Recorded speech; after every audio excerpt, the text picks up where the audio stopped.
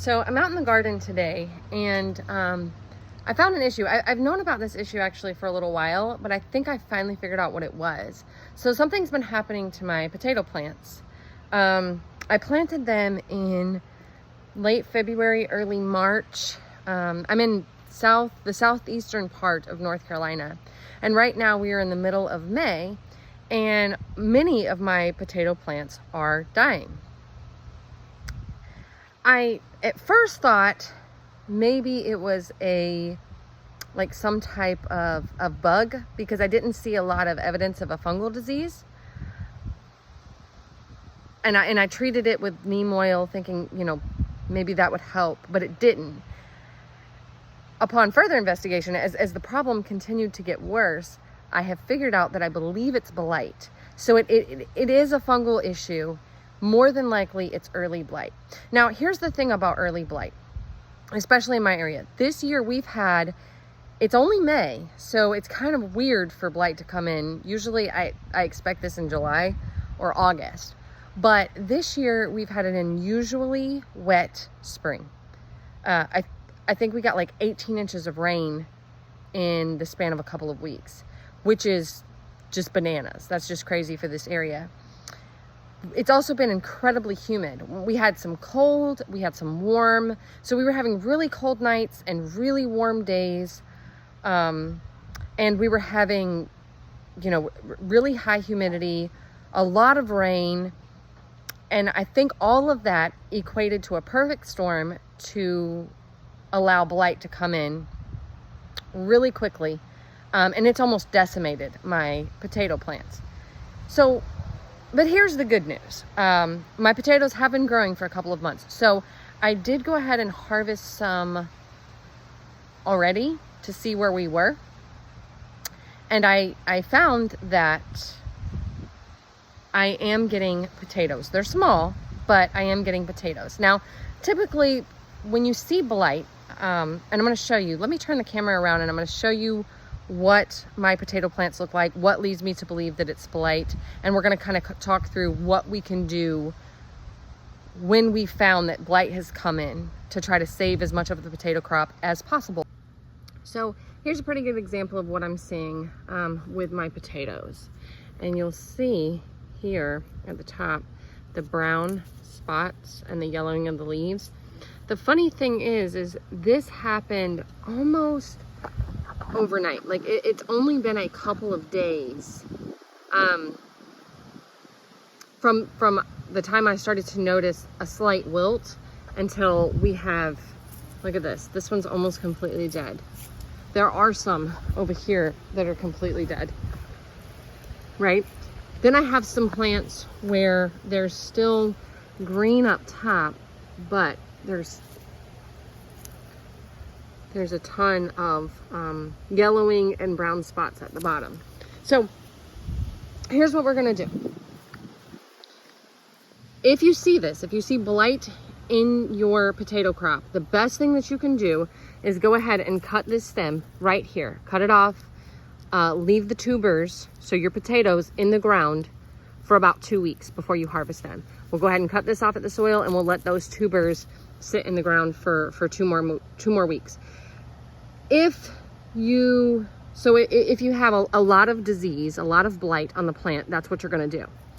Now, if you have a potato plant with maybe less than 25% of the leaves, most of mine are more than 25%. I'm actually looking for an example right now, but most of mine are more than 25% covered in yellowing and browning on the leaves. So I'm going to do that with my entire crop. I'm going to chop everything down to the ground. I'm going to leave it in the soil, and I'm going to leave those tubers there for 2 weeks before I pull them out to try to protect the tubers, because the thing about blight is it can get into the tubers and it can affect your crop. And so we already know that we're going to have smaller potatoes. There are potatoes down here, and I can harvest them. They're going to be smaller than normal because the crop hasn't had the chance, like the potato plant hasn't had the chance to reach maturity. But we want to go ahead and stop the blight from infecting the tubers. So that's why we're going to cut all of the foliage, all of the diseased foliage. So all of this, We're gonna cut all of this down all the way to the ground. Now, I don't know if anybody else is like me, but I am using scissors right now. Why? I have tons of pruners and snips. I have tons of garden tools. I tend to leave my garden tools in the garden and they get ruined. So anybody else have that issue, or is that just me? Let me know. So let me walk you through this process really quick. It's kind of hard because I'm trying to hold the camera with one hand, but basically, preferably use pruners. Now, we are not going to leave this in this bed. If I do, this is diseased, right? If I do, I'm just allowing blight to continue and encouraging it to spread throughout my garden. I'm going to take this out. I'm going to dispose of it in the trash. You do not want to put this in your compost pile. You do not want to lay this on the ground. You do not even want to dispose of it in a place far away from your garden.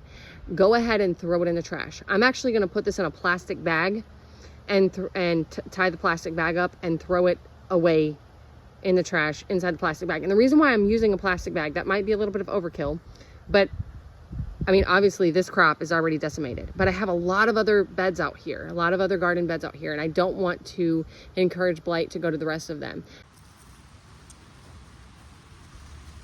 Here's the other thing when we're dealing with blight. And I just said don't leave that in the garden, and that's exactly what I did.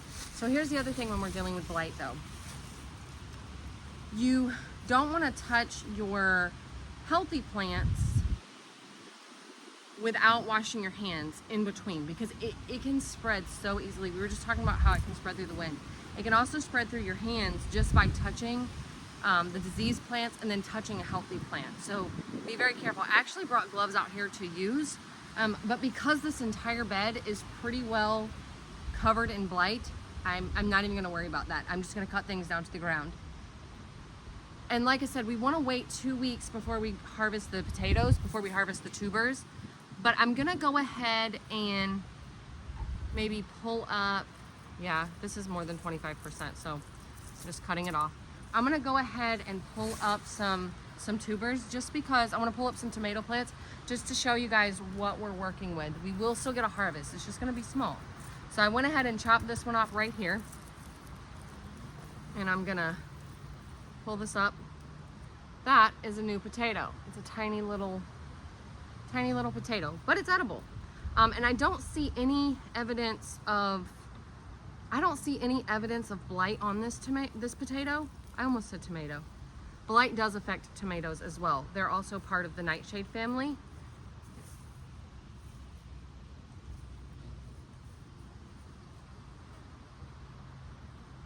But here is a decent sized potato. So that's really encouraging.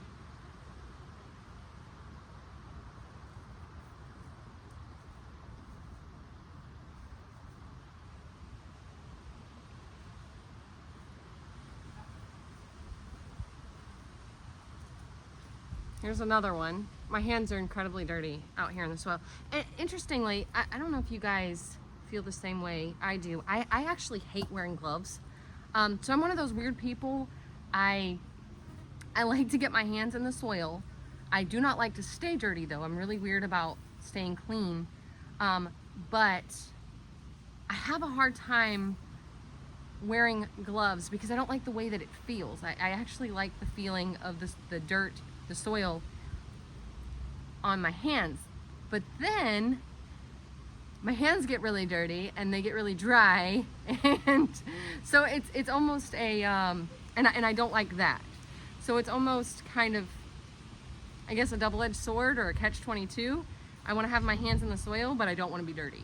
I don't know if anybody else feels that way. Okay, so I'm trying to dig around here because we should have more than just 3 potatoes on that plant. When I come out here with my little fork, and I'm gonna go ahead, see, I'm gonna take all of the parts of this, the roots and everything. The roots actually look pretty good. So I'm encouraged that we will get a decent potato harvest, and that the blight has not affected the potatoes, and they're decent size. I actually only found 3 from that one plant,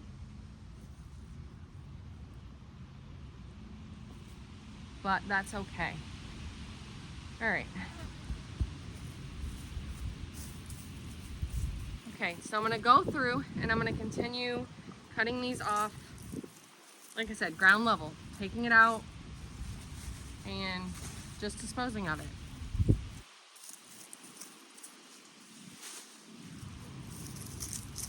When I get down to the end over here, I think I might have some plants that are salvageable. We're gonna find out. But I may not.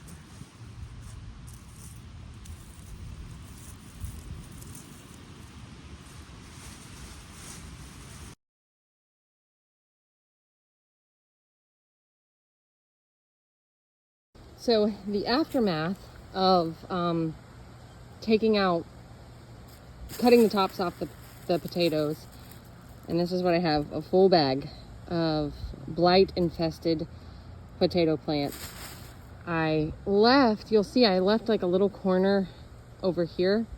There's some potatoes there, and I think there's also some tomatoes starting to come up, and I'm a little concerned there might actually be signs of blight on these already. So you'll see there's a couple of volunteer tomato plants that were in the middle of the potato bed. And I went ahead and left these. I'm going to let these grow up. I'm concerned there's some, like this one looks pretty good. This one had a couple infected leaves, and like I said, it's a tomato plant, so it's also part of the nightshade family. So I went ahead and took the infected leaves off of those. I have a couple of potato plants here that look like they were okay. I'm leaving them. I can see some infection in some of the leaves. I've removed, for the most part, the infected leaves. So I'm hoping these will pull through. Here's some that were kind of just starting to come up, and I'm not really sure. See, these look like these might be infected too. They just may be a lost cause. But either way, here's kind of what happened with the bed. We decimated it. And I'm going to come back out here in about 2 weeks, pull out the soil. I'll show you guys that process. I'm going to uncover the soil and harvest what potatoes I can find. So yeah, see you in 2 weeks when we do that. Thank you so much for hanging out in the garden with me today. I pray that your garden is filled with grace and that you're abundantly blessed. And we'll talk to you next time. Bye.